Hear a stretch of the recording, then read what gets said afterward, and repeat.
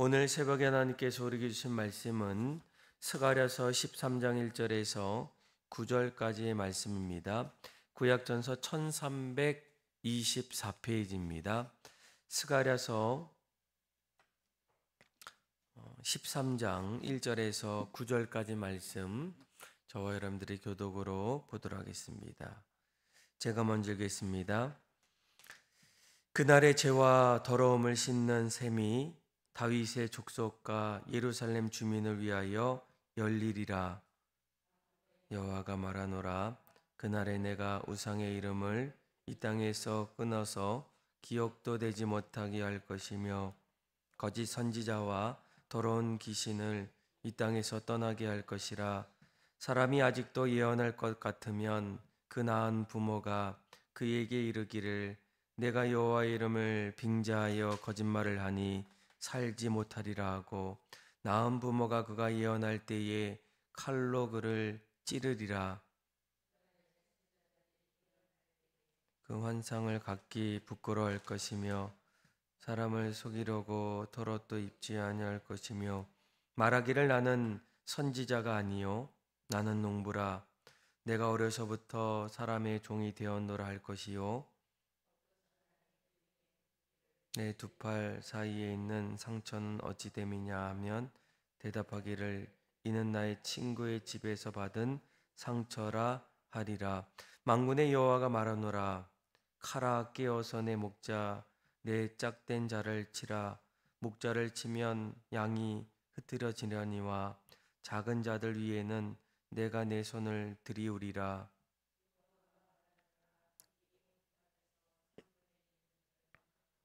한문에 이른 거기 나무늘이. 9절 말씀 같이 읽겠습니다. 내가 그 3분의 1을 불 가운데에 던져 은같이 연단하며 금같이 시험할 것이라. 그들이 내 이름을 부르리리. 내가 들을 것이며 나는 말하기를 이는 내 백성이라 할 것이요 그들은 말하기를 여호와는 내 하나님이시라 하리라. 아멘. 여러분, 인생을 살다 보면 늘 그 안에는 여러 가지 인생의 법칙들이 있음을 알게 됩니다. 변하지 않고 또 그 안에서 늘 일어나는 그런 모습들, 그 중에 하나가 모든 결과, 어떤 일들이 사실은 모든 과정에서부터 시작되었다라는 거예요. 보통 우리가 자연 법칙이다라고 이렇게 얘기합니다. 과정을 겪어야만 거기에는 반드시 결실이 있다라는 거예요. 보통 인간은 좋은 결실 또 결과들을 하나하나 기대할 때 결과 속에는 반드시 그 결과를 이루어 나가는 그런 과정들이 있지 않겠습니까? 좋은 열매를 맺을 때, 또 좋은 결실을 맺을 때 거기에는 또 씨를 뿌리고 또 물을 주고 또 농부가 반드시 거기에 그 열매들을 갖고 나갈 때 반드시 좋은 이제 열매들이 맺는다라는 거예요. 과정 없이 좋은 결과 또 열매들이 있겠습니까? 아마 이러한 모습들은 우리의 신앙에도 마찬가지예요. 우리가 보통 신앙생활하면서 이 영적인 부흥을 이제 생각하고 또 영적인 결실들을 맺기를 간절히 소망합니다. 그런데 우리가 한 가지 간과하지 말아야 될 것은 무엇입니까? 이러한 좋은 영적인 결과에는 반드시 그 이전에 과정들이 있다라는 거예요. 오늘 우리가 읽었던 이 스가랴서 13장 말씀을 보게 되면 이제 하나님께서 이스라엘 백성들을 구원하시는 그런 선민 구원의 모습들을 하나하나 말씀해 주고 있는데, 우리가 한 가지 주목해야 될 것은 무엇입니까? 이러한 구원의 어떤 결과 속에는 반드시 구원을 이루어 나갈 수 있는 영적인 과정들이 있었다라는 거예요. 1절을 볼까요? 1절에 이렇게 얘기하죠. 이제 그날에 죄와 더러움을 씻는 셈이 다윗의 촉속과 예루살렘 주민을 위하여 열리리라라는 거예요. 무엇을 얘기합니까? 우리가 영적인 이제 부흥을 이뤄 나갈 때 거기에는 반드시 우리 어떤 죄들, 저 하나님 앞에서의 애통하는 그런 백성들의 모습들이 반드시 있어야 한다라는 거예요. 죄를 뉘우치는 백성들을 위해서 아마 더러운 것들이 하나하나 씻겨져야 한다라는 겁니다.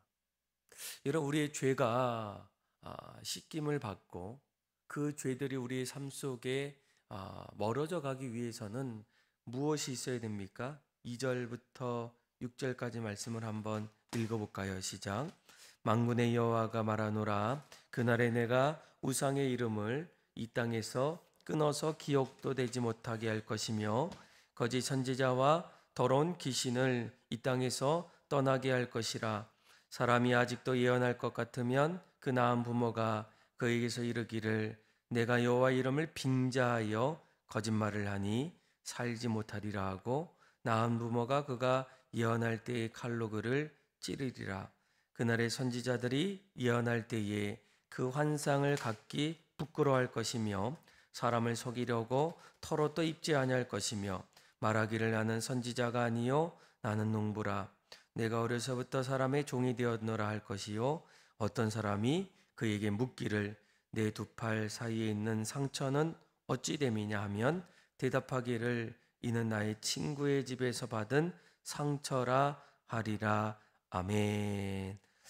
여러분, 이 영적인 부흥 속에는 반드시 사람의 회개, 죄에 대한 더러움을 씻어내는 일들이 일어나야 한다라는 거예요. 오늘 본문에도 마찬가지 아니겠습니까? 2절 말씀을 보게 되면 내가 우상의 이름을 이 땅에서 어떻게 한다고요? 끊어버린다라는 거예요.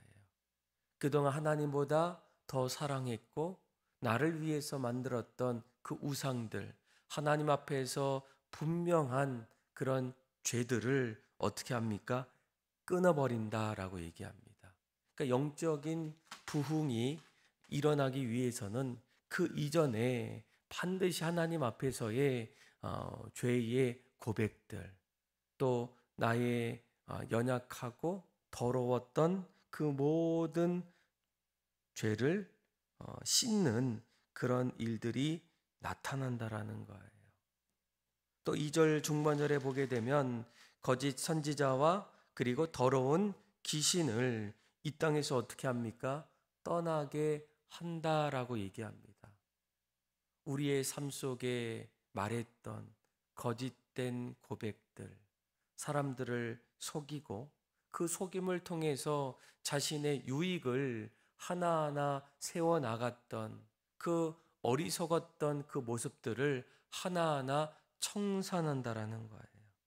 조금 더 구체적으로 얘기하죠. 사람이 3절이죠. 사람이 아직도 예언할 것 같으면 그 낳은 부모가 그에게서 이르기를 내가 여호와 이름을 빙자하여 거짓말을 하니 살지 못하리라 하고 낳은 부모가 그가 예언한 때에 칼로 그를 찌르리라. 또 4절에 보니까 또 그 환상, 또 말했던 거짓말 일들, 속이려고 했던 것들, 그 모든 것들이 부끄러웠다라고 이렇게 고백하게 됩니다.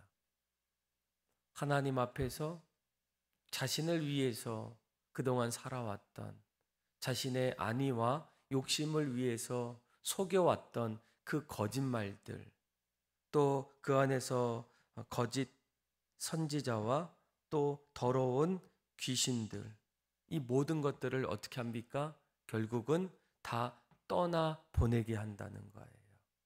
나를 위해서 그동안 붙잡고 내 인생의 행복을 위해서 하나하나 찾았던 세상의 그 모든 하나님 앞에서의 하나님이 기뻐하지 않았던 그 거짓말, 더러운 귀신들, 또 이러한 나의 죄들을 하나님 앞에 멀리하고 결단하는 그러한 일들이 먼저 일어나야 한다라는 거예요.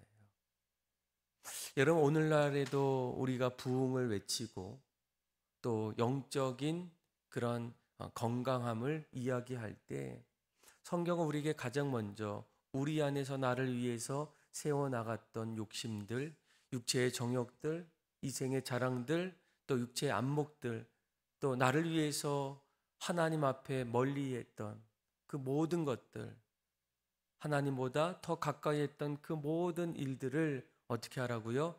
다 회개하라는 거예요. 끊어버리라는 겁니다.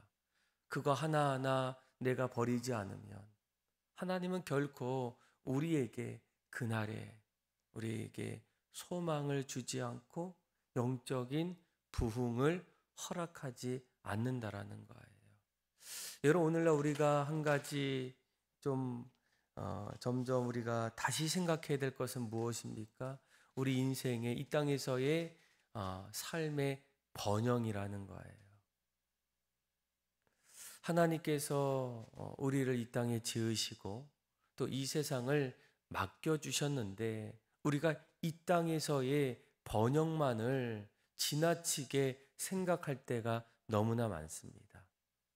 이것을 통해서 우리는 우리의 잘못들, 우리의 허물들 하나님 앞에 나와서 회개하기보다는 더 많은 것들을 붙잡고 이 땅에서 누리고 살고자 하는 그런 생각들이 점점 많아지다 보니까 우리의 기도 속에는, 우리의 외침 속에서는 하나님 앞에서의 나의 죄에 대한 나의 욕심과 연약함을 하나님 앞에 고백하기보다는 더 많은 것들을 하나님 앞에 더 달라고 소원 성취를 위한 기도의 내용들이 얼마나 많이 있겠습니까?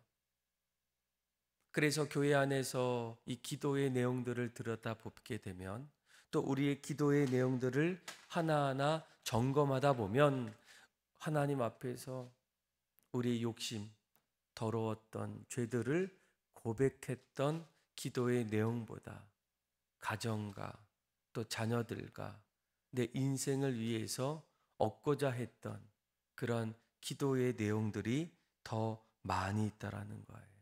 여러분들은 어떻습니까?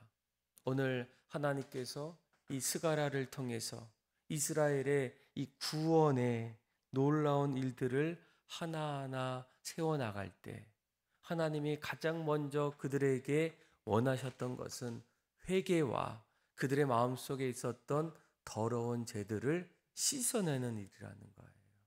오늘 여러분들이 기도할 때에 우리 안에 하나님 앞에 하나님을 멀리했던 그런 죄들이 많이 있다면 가장 먼저 십자가 위에서 그것을 내려놓고 하나님을 바라보고 하나님 우리에게 주시는 풍성한 영적인 부흥을 갈망하는 또 저와 여러분들의 삶이 다 되기를 주님의 이름으로 축원합니다. 또 오늘 말씀을 하나하나 읽어보면 영적인 부흥을 또 이뤄 나가실 때 우리에게 또 한 가지 있어야 될 그런 모습들이 있어요. 우리 한번 7절에서 우리 9절까지 말씀을 우리 다시 한번 읽어보겠습니다. 시작. 만군의 여호와가 말하노라. 카라 깨어서 내 목자 내 짝된 자를 치라. 목자를 치면 양이 흩어지려니와 작은 자들 위에는 내가 내 손을 들이우리라. 여호와가 말하노라. 이 온 땅에서 3분의 2는 멸망하고 3분의 1은 거기 남으리니 내가 그 3분의 1을 불 가운데에 던져 은같이 연단하며 금같이 시험할 것이라. 그들이 내 이름을 부르리니 내가 들을 것이며 나는 말하기를 이는 내 백성이라 할 것이요 그들은 말하기를 여호와는 내 하나님이시라 하리라. 아멘. 이런 영적인 부흥의 자리에는 또 한 가지 있어야 될 것은 무엇입니까? 하나님으로부터 아니면 사단으로부터 찾아오는 여러 가지 시험들 또 고통들 앞에서 마지막까지 견디고 또 연단하는 그런 인내의 훈련들이 있다라는 거예요. 아마 오늘 본문을 보게 되면 칼로 인해서 목자들을, 양들을 이끌어가는 그 목자들이 또 어려움을 겪고 결국 죽임을 당할 때도 있지만, 그때에 나타나는 일들이 무엇입니까? 목자 없는 양들, 흩어질 수밖에 없다라는 거예요. 그런데 이러한 모습들이 바로 우리에게도 일어난다는 겁니다.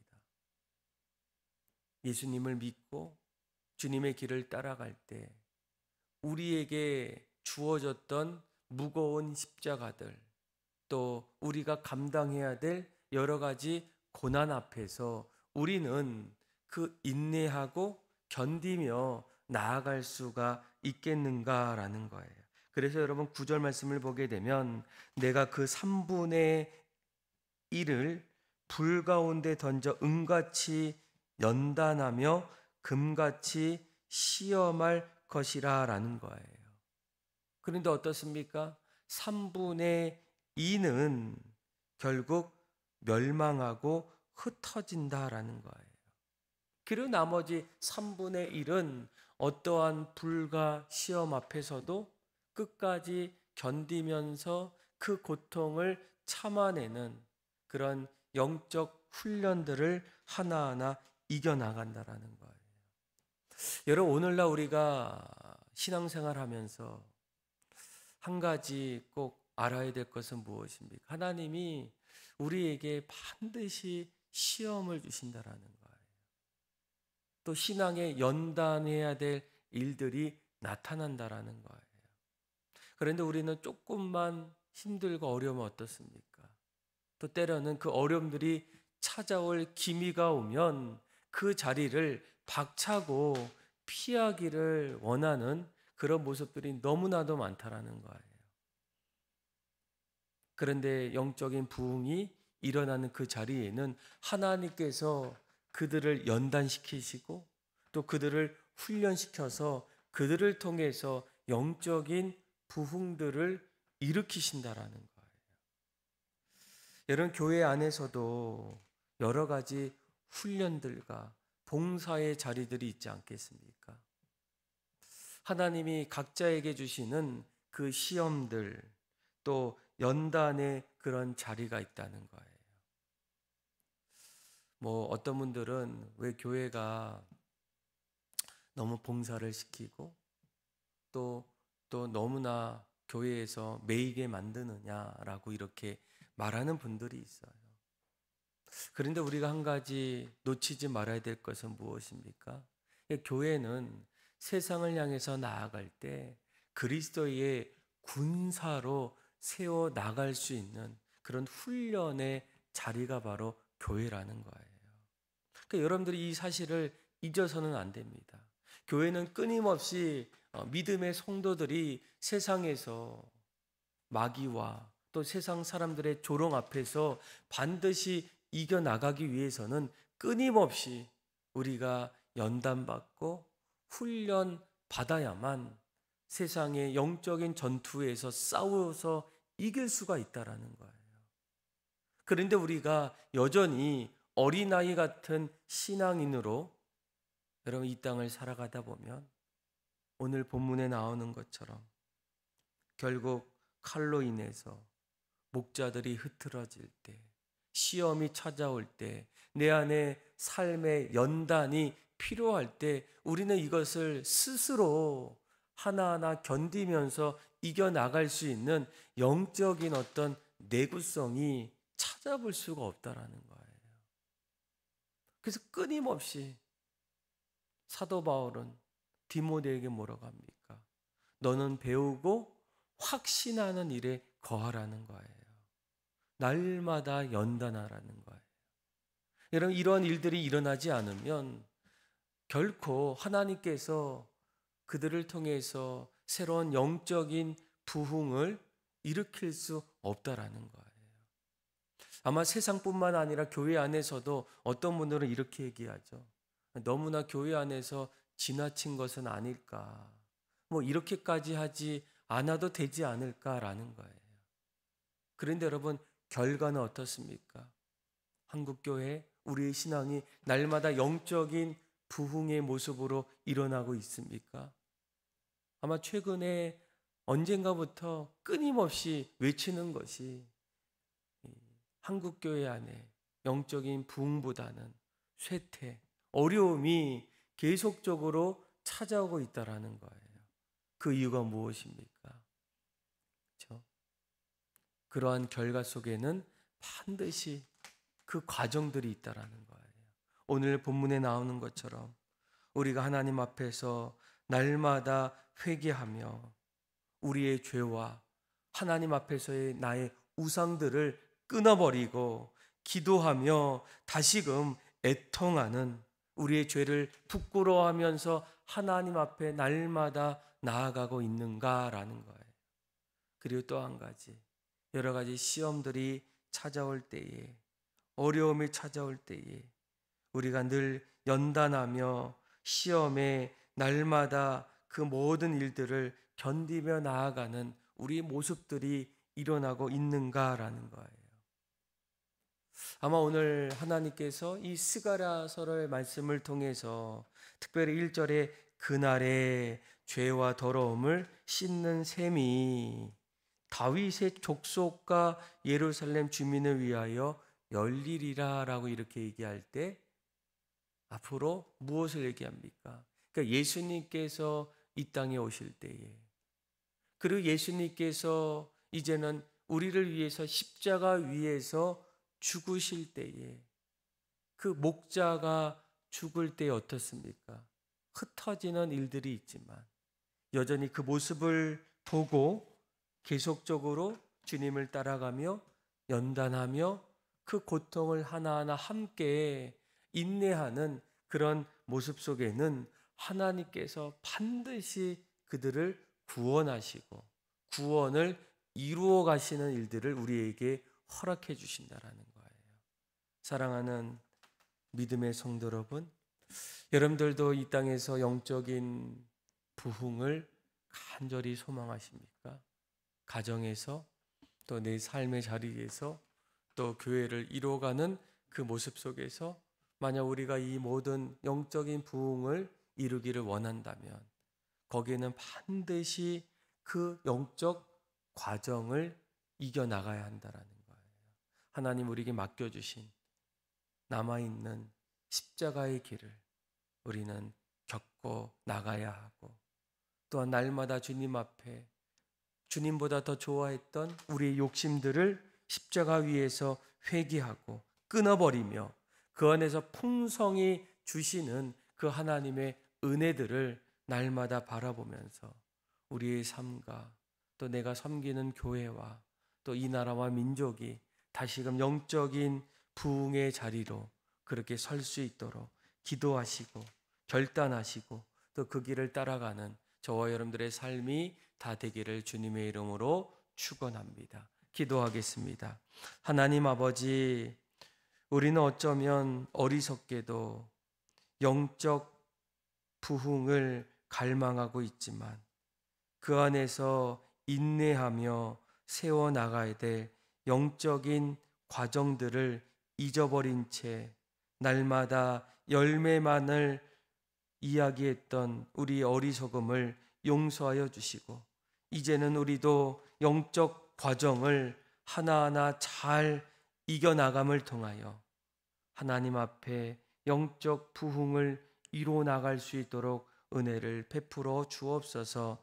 날마다 우리의 더러웠던 우리의 욕심과 십자가 앞에서 나의 모든 일들을 내려놓게 하여 주시고 끊어버리게 하여 주시고, 또한 다시금 우리에게 찾아오는 시험과 어려운 일들을 하나하나 잘 이겨나갈 수 있도록 은혜를 베풀어 주옵소서. 이를 통하여 우리의 모든 가정과 삶에 영적 부흥의 기쁨을 누리게 하여 주시고 하나님 앞에 영광 돌리며 믿음으로 살아갈 수 있도록 은혜를 베풀어 주옵소서. 그렇게 우리 모든 삶을 새롭게 하실 하나님을 찬양하며 사랑이 많으신 예수님의 이름으로 감사하며 기도드립니다. 아멘.